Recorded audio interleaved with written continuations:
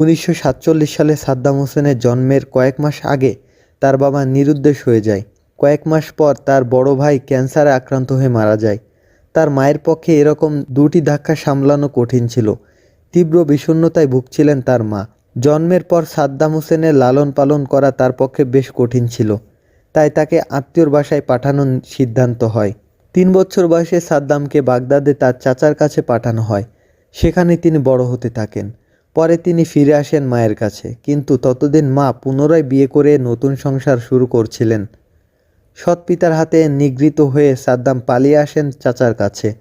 চাচা খায়রুল্লাহ তালফা ছিলেন একজন সুন্নি মুসলমান এবং উগ্র আরব জাতীয়তাবাদী। তার রাজনৈতিক ধ্যান ধারণা তরুণ সাদ্দামকে দারুণভাবে প্রভাবিত করেছিল। 1957 সালে 20 বছর বয়সে ল স্কুলে পড়া ছেড়ে দেন তিনি এবং তার চাচার সমর্থিত বাথ পার্টিতে যোগ দেন।